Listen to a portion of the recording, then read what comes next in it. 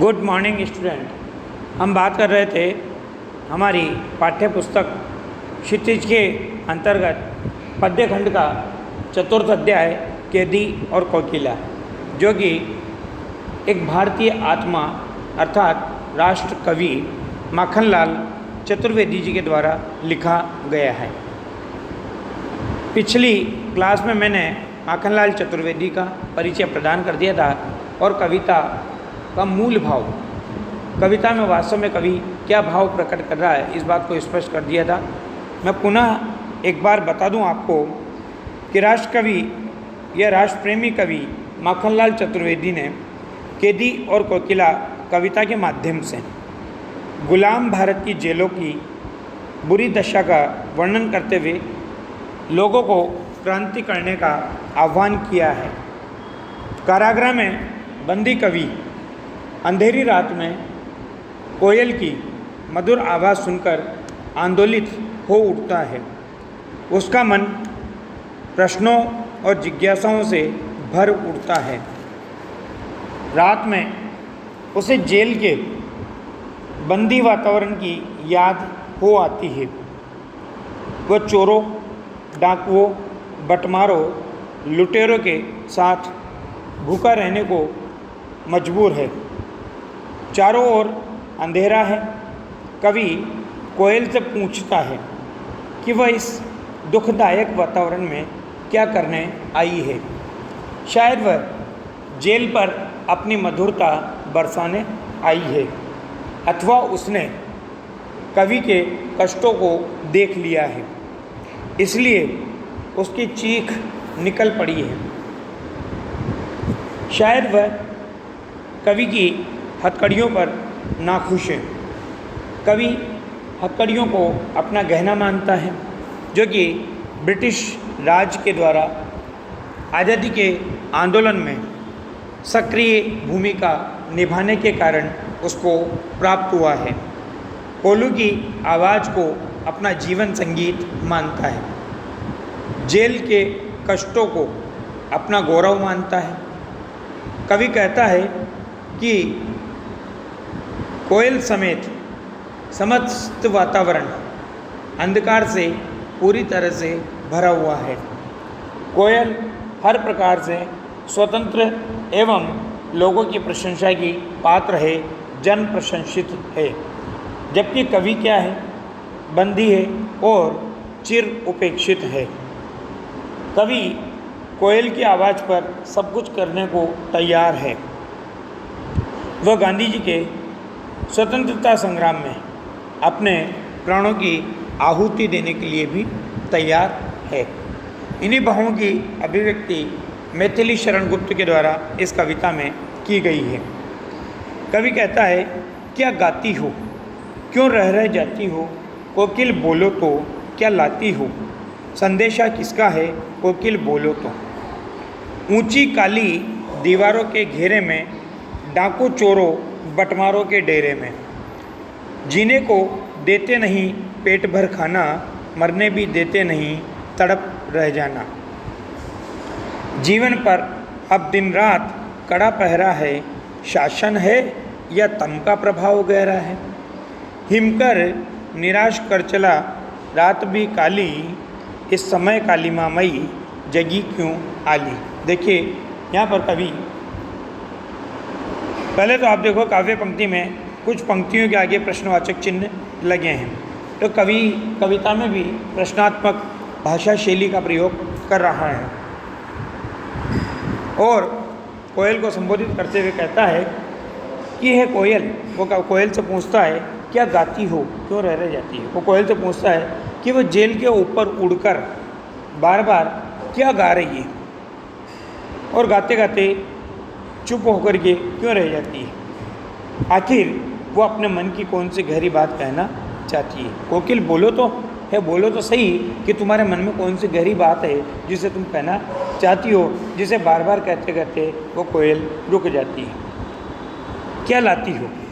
कवि कहता है कि तुम मेरे लिए क्या प्रेरणा लेकर के आई हो, अर्थात तुम मुझे कौन सी प्रेरणा प्रदान करना चाहती हो और ये प्रेरणा संदेश किसका है, मतलब मोटिवेशन कवि को मानो प्रेरित कर रही हो आज़ादी के आंदोलन में सक्रिय भूमिका निभाने के लिए।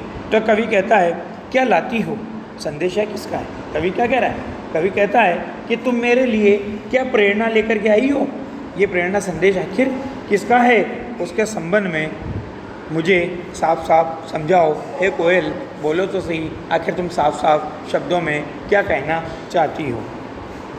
उसके बाद ऐसा कवि इसलिए कह रहा है क्योंकि कवि के अनुसार कोयल भी मानो अंग्रेजी सरकार के अत्याचारों से दुखी हो चुकी है और कारागार में बंदी दुखी भी उन अत्याचारों से बहुत पीड़ित हो रहे हैं, या उन कैदियों के ऊपर हो रहे अत्याचारों को देख करके कोयल पिघल गई है। तो वो कारागार में बंदी कैदियों के साथ हो रहे अत्याचारों को देखकर पिघल गई है, इसलिए मानो वो जेल की दीवार के ऊपर मंडरा कर गाने लगी है। कवि का दुख कोयल के गाने के बहाने यहाँ पर व्यक्त होता हुआ दिखाई दे रहा है। अब क्या कहता है देखो, कि ऊंची काली दीवारों के घेरे में डाकू चोरों बटमारों के डेरे में, यहाँ पर अंग्रेजी शासन को क्या बताया है और जेल को क्या बताया है? तो कवि कहता है, कवि ब्रिटिश शासकों के, अंग्रेजी शासकों के ऐसे कारागार की ऊंची और अंधेरी काली दीवारों के घेरे में कैद है, जहाँ पर किनको बंदी बनाया जाता है? डाकू, चोर, बटमार यानी राहतजनों को लूटने वाले आदि बुरी आदतों वाले लोगों का भी आवास है, और वास्तव में वो उनका ही आवास है। लेकिन कवि जिसने ऐसा कोई अपराध नहीं किया, आज़ादी के आंदोलन में सक्रिय भूमिका है, उसको भी उन्हीं के साथ रहने को विवश होना पड़ रहा है। तो कवि कहता है कि कवि ब्रिटिश शासकों के ऐसे कारागृह में जो ऊंची दीवारों से, अंधेरी दीवारों से या काली दीवारों के घेरे में कैद है, जहाँ डाकू, चोर, बटमार, लुटेरे आदि बुरी आदतों वाले लोगों का भी निवास है, उसे उनके बीच रहने को मजबूर होना पड़ रहा है। उसके बाद कवि अब अत्याचारों का चित्रण करते हुए कहता है कि अंग्रेज खाने के लिए, जीने के लिए भी जो खाना आवश्यक है वो भी हमें प्रदान नहीं करते। तो क्या कहता है, यहाँ जीवन काटने के लिए, जीने को देते नहीं पेट भर खाना, कि यहाँ जीवन काटने के लिए पेट भर भोजन तक नहीं मिलता, यहाँ जीवन काटने के लिए पेट भर भोजन तक नहीं मिलता। और क्या होता है, मरने भी देते नहीं, तड़प रह जाना, और यह हमें मरने भी नहीं देते, हमें तो तड़प तड़प कर रहना पड़ता है। क्यों? क्योंकि जीवन पर अब दिन रात कड़ा पहरा है, क्योंकि हमारे जीवन के ऊपर किसका पहरा बिठा दिया इन्होंने? सरकारी गुप्तचरों का और सिपाहियों का पहरा हमारे ऊपर बिठा दिया है। ये हमेशा हम पर नज़र बनाए रखते हैं, नज़र गड़ाए रखते हैं। चारों ओर मानो काली माँ का राज्य है, अर्थात शासन है, या तम का प्रभाव गहरा है। किसे हम अंग्रेजी शासन कहें या उस शासन की काली माँ कहें जिसका गहरा प्रभाव हमारे ऊपर व्याप्त हो चुका है। हिमकर निराश कर चला, रात भी काली। हिमकर चंद्रमा, कि चंद्रमा भी निराश कर चुका है, क्योंकि वो भी गायब हो चुका है, और चंद्रमा के गायब हो जाने से रात भी क्या हो गई है? घनी और काली हो गई है। अर्थात आशा और प्रेरणा के, उम्मीद के सभी केंद्र क्या हो चुके हैं? नष्ट हो चुके हैं। ऐसी स्थिति में इस कालीमामयी रात्रि में हे कोयल, तू क्यों जगी हुई है? तेरे जगने का कारण क्या है? इस समय कालीमामयी यह अंधकार से युक्त, ये समय तो बिल्कुल कालीमामय है, अंधकार से युक्त है।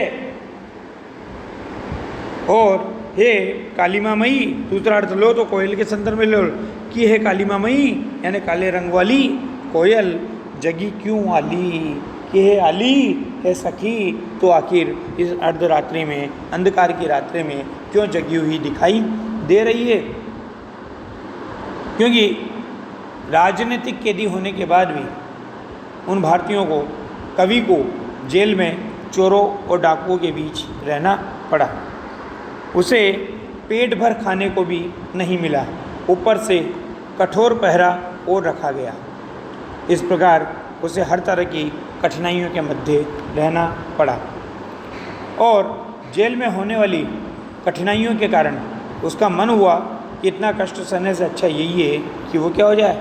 मर जाए। परंतु वो अंग्रेजी शासन के सिपाही, वो गुप्तचर उसे मरने भी नहीं देते, क्योंकि उसके जीवन के ऊपर उनका दिन रात कड़ा पहरा लगा रहता है। उसके बाद,